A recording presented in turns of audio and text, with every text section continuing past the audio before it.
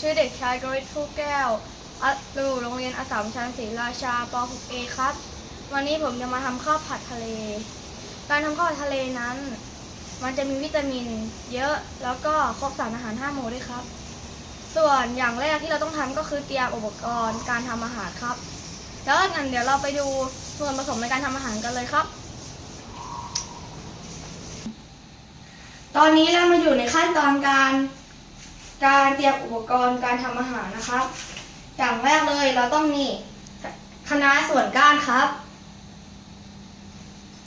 อย่างที่สองเราต้องมีคะน้าส่วนใบนะครับอย่างที่สามเราต้องมีแครอทที่หั่นแล้วนะครับอย่างที่สามเราต้องมีข้าวโพดนะครับ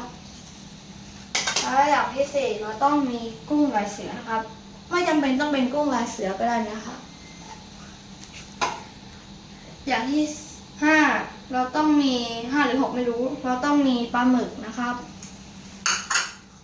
แล้วเราก็ต้องมีมะเขือเทศนะครับ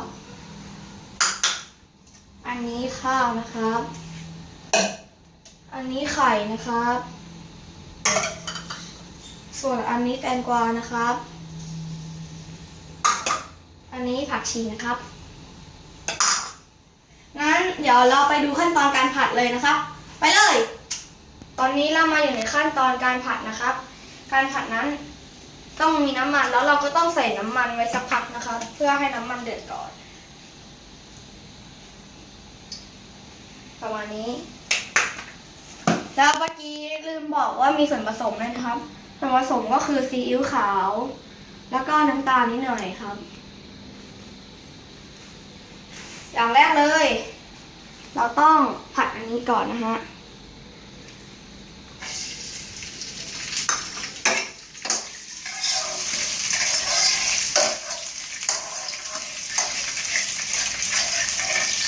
โอ๊ยน้ำมันกระเด็นก็อันนี้ตามเลยนะคะผัดผักก่อนนะคะเพราะว่าผักมันสุกเร็วนะครับแล้วเดี๋ยวค่อยตามด้วยกุ้งกับปลาหมึก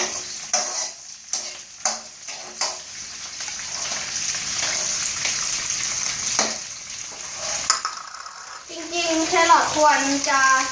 หั่นให้เล็กกว่านี้นะครับแต่ผมหั่นให้เล็กกว่านี้ไม่ได้นะ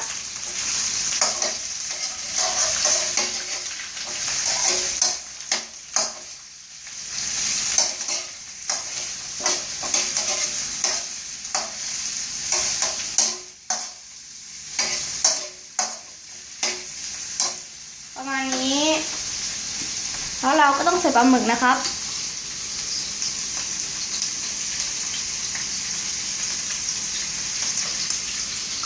แล้วก็กุ้งนะครับ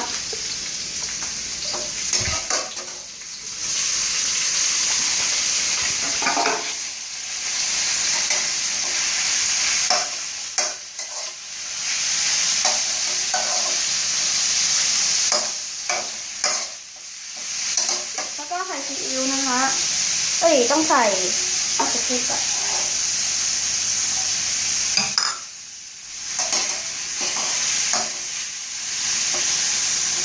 ใส่ข้าวนะคะเมื่อกี้มีการผิดพลาดครั้งนี้นิดหน่อยนะคะแล้วเราก็ต้องใส่ข้าวนะคะต้องรอให้ปลาหมึกมันผัดสักพักเพราะว่าปลาหมึกมันสุกช้านะคะ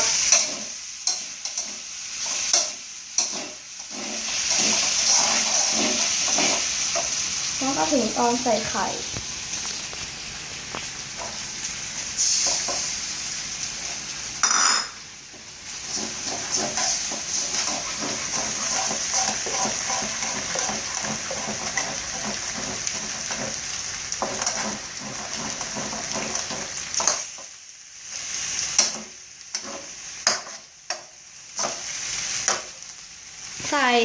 ใส่เครื่องปรุงที่เราทำมานะครับ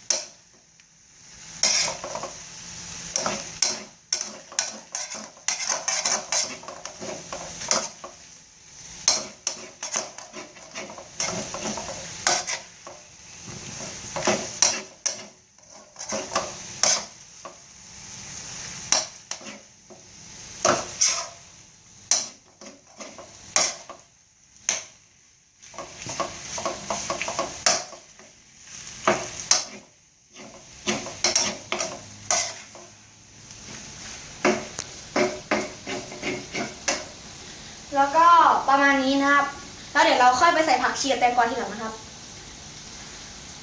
นี่ครับข้าวผัดตอนเสร็จแล้วเป็นไงล่ะครับน่ากินมากเลยใช่ไหมครับงั้นเดี๋ยวเราไป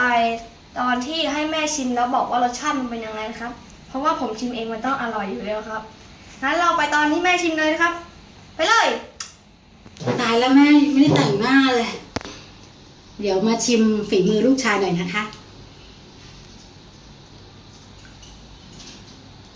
ยังไม่ได้เป่าเลย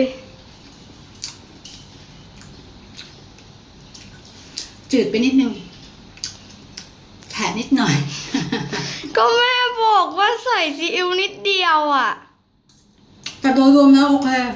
ผัดข้าวสุกโอเคค่ะ ใช้ได้ โอเค งั้น